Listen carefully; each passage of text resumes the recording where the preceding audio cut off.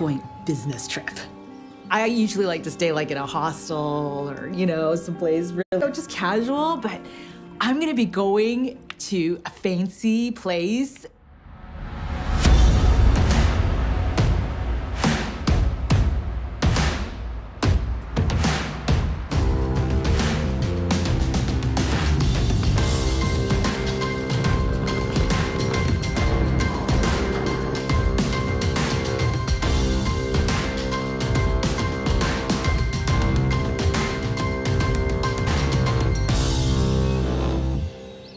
Let me just show you the kind of places that I would normally stay in so you can get an idea of how crazy this whole thing is, okay? All right. So this is my kind of place, a hostel. In the middle of the city, next to all the attractions and public transportation. I really like hostels, you know, because they're a great place to meet people, make new friends, very affordable. This one's got a nice spread, shared accommodation, all-female room. That's a great way to meet new people, new travel buddies, right? They're usually really affordable. Normally you'll pay anywhere between like maybe $15 or $20 per person per night in a hostel. I like that. But maybe you guys are a little bit concerned about privacy, and I understand that. So hostels do offer you the options to, you know, reserve a single room where you can just be by yourself, or if you're traveling with your mom or your boyfriend, you kind of want to be on your own, you can do that too in a hostel.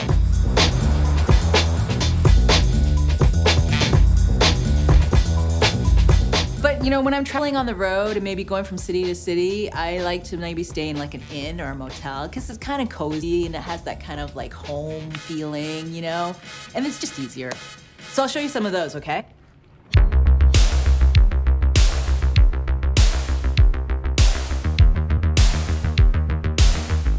So guys, this is like your typical inn. You know, it's like a cozy little bed and breakfast, and you know, it's usually also kind of centrally located sometimes.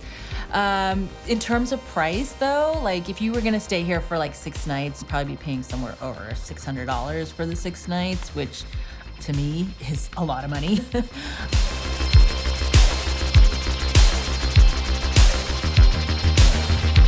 But if I really wanted to find something that was gonna be my style, you know, I probably would look into like the short-term vacation rentals, because then you can get like a whole house for yourself. And you know, usually they're either located in a nice residential area or somewhere close to the beach, and you've got shopping, drugstores, supermarket, everything like close by, so you have all the amenities that you would need. Oh, look at this, wow. I just can't wait, it's gonna be awesome.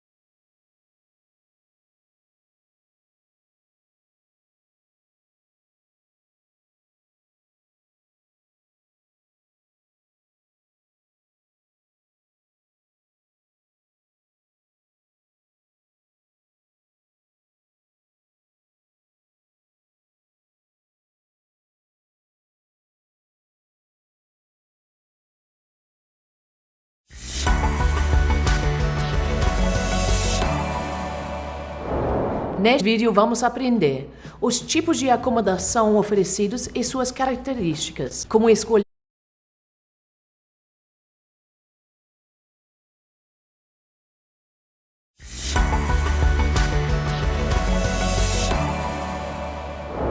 Neste vídeo vamos aprender os tipos de acomodação oferecidos e suas características, como escolher considerando orçamento, privacidade e conforto. Olá pessoal, how are you? Viajar é muito bom, né? Mas em qualquer viagem precisamos de hospedagem. E as opções são muitas. É isso que vamos ver nesta aula, como escolher a melhor opção de acomodação para você.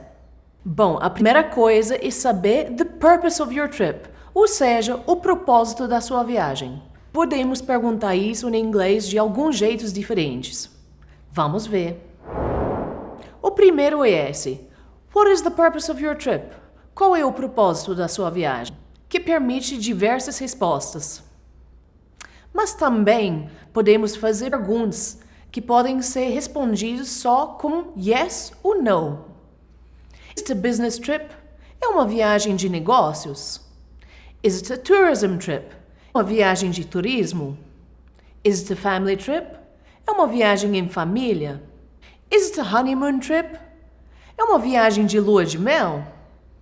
Repare na estrutura das perguntas. Na primeira, usamos what, que significa qual. Então, what is the purpose of your trip? Significa qual é o propósito da sua viagem.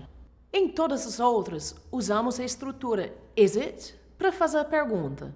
Em português, é comum que essa estrutura seja traduzida apenas como é. Ou seja, is it a business trip? É uma viagem de negócios? Mas também é correto traduzir como esta é uma viagem de trabalho?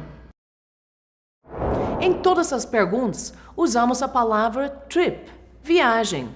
E você talvez esteja pensando, mas travel não significa a mesma coisa? Você não está errada, não. Travel é traduzido como viagem também. Mas, em geral, isso acontece com expressões ou palavras compostas. Por exemplo, quando a gente diz travel size, tamanho viagem. Travel money, o cartão em que botamos dinheiro para viajar, tipo um cartão pré-pago para viagem. Travel agent, agente de viagem.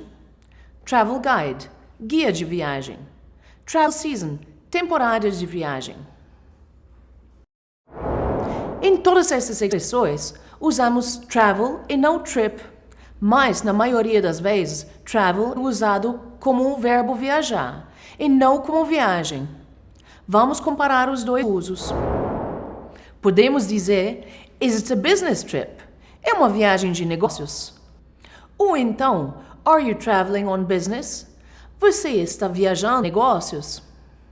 Repare, na primeira frase, usamos business trip, viagem de negócios. Já na segunda, usamos o verbo viajar.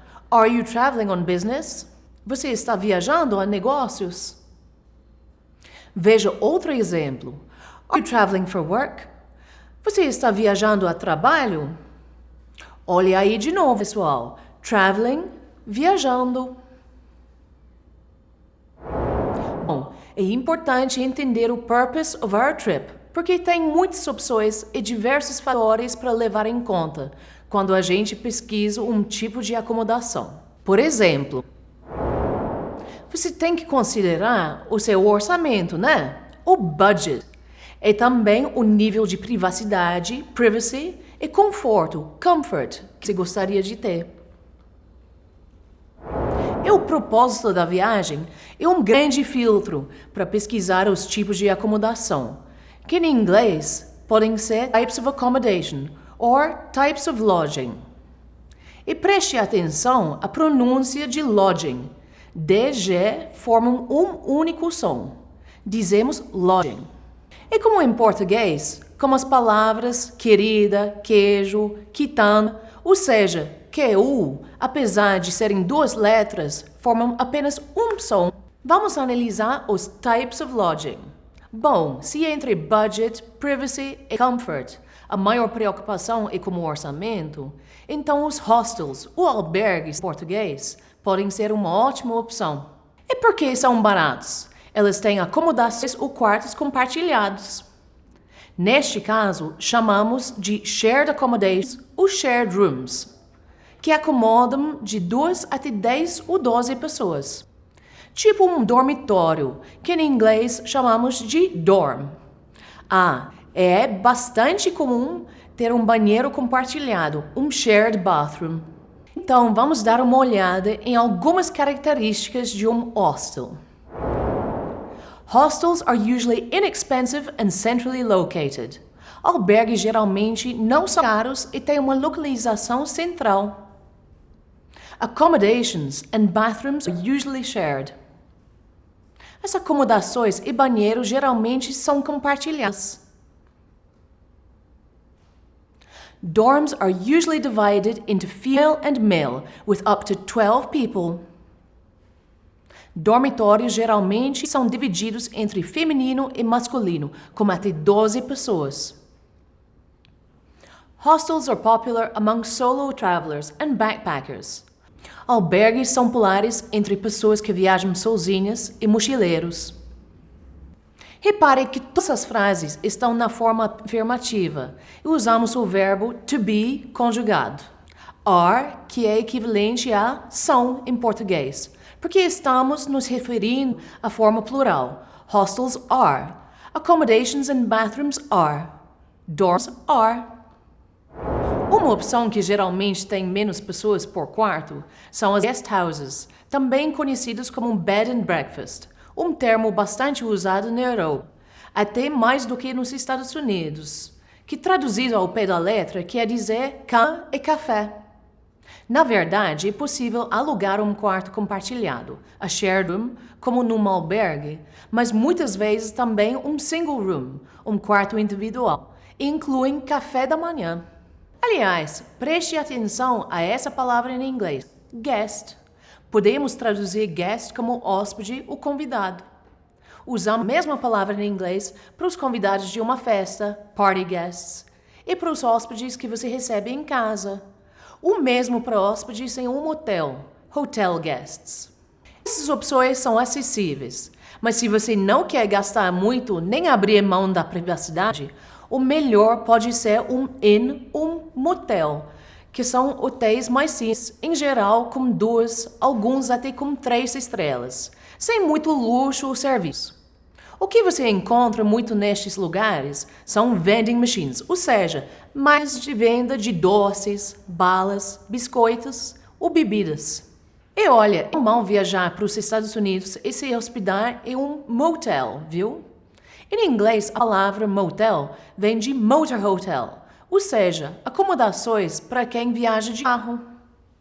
Muitos ficam em beira da estrada para os viajantes passarem a noite e os preços são bem mais baixos. Eles oferecem mais privacidade que um albergue, que você aluga o quarto e não uma cama dentro de um quarto. Mas você pode dividir com os amigos ou a família. Em geral, cabem até 4 pessoas no mesmo quarto. Então, vamos resumir as características dessas acomodações. Motels and inns are usually not expensive. Ou seja, comparando com outros hotéis, motels e inns geralmente não são caros. Por quê?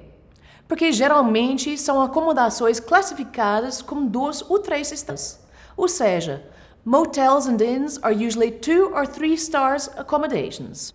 Veja que usamos a mesma estrutura de frase como o verbo to be conjugado no presente e no plural nessas frases. Mas olha essa próxima. Motels and inns may not be centrally located. Usamos a estrutura may not be para dar a ideia de probabilidade. Ou seja, motels e inns podem não estar localizados na região central. Tem uma grande possibilidade da localização ser mais distante. Agora veja essa outra frase. At motels and inns, you must rent the room. Em motels e inns, você tem que alugar o quarto. Agora usamos a estrutura must rent, dizer que você tem que alugar o quarto. Ou seja, não há opção de alugar vagas ou camas. Mas se você quer conforto e privacidade e está disposto a pagar mais por isso, então procure hotéis de 3 estrelas para cima. E há diversas opções de quarto, vista e tamanho de cama. Vamos lá. Tem o Standard Room, que é um quarto padrão. Pode ter também o Executive Room, o quarto executivo. A diferença está no mobiliário e no tamanho. Em muitos hotéis, também tem a opção de um Deluxe Room, um quarto em geral maior e com mais comodidade. E você também tem que escolher o número de ocupantes do quarto. E tem as seguintes modalidades: Single Room para uma pessoa, Double Room, quarto duplo, Triple Room para 3 pessoas e, em alguns hotéis, também tem o Quadruple Room, quarto para 4 pessoas. Além disso, você também vai ver a opção Twin Room, que são quartos com 2 camas. E por que a gente tem que prestar atenção a isso, pessoal? Porque um double room, apesar de hospedar 2 pessoas, em geral tem apenas uma cama. Já num twin room, certamente haverá camas separadas. Quando um motel oferece uma suite, que em inglês se escreve quase do mesmo jeito, só que sem o acento agudo, é uma acomodação de alto padrão, um quarto mais elegante. O preço varia também com o tipo de vista. Por exemplo, se você vai para uma cidade de praia e reserva um quarto com ocean view, vista para o mar, ele provavelmente vai ser mais caro do que o mesmo quarto com vista para a piscina, pool view. O último ponto que também pode influenciar na tarifa é o tamanho da cama. Single size bed, camas de solteiro, double bed, camas de casal de tamanho padrão, ou camas de tamanho queen, o king, queen size, ou king size beds. Vamos dar uma olhada então em algumas informações importantes sobre hotéis. First, hotel rates vary according to hotel rating. Ou seja, o preço das diárias dos hotéis varia de acordo com a classificação do hotel. E atenção, quando falamos hotel rates, nós referimos ao preço de diárias, mas quando dizemos hotel rating, é a classificação em estrelas. São palavras parecidas, mas com significados diferentes. Vimos também que hotel rates also vary according to the type of room, view and bed size. Repare que usamos hotel rates, então significa que as diárias de hotel também variam de acordo com o tipo de quarto, a vista e o tamanho da cama. Mas você pode preferir uma casa só para você. Se você viajar com vários amigos ou com a família, ou talvez porque ache mais confortável e com mais privacidade, os vacation rentals, aluguéis de temporada, são uma opção que pode sair bem em conta e são muito populares. Agora você já tem informações suficientes para escolher o tipo de acomodação mais apropriado para a sua viagem, né? Faça os exercícios de follow-up para fixar o conteúdo dessa aula. And I'll see you on our next videos. Bye!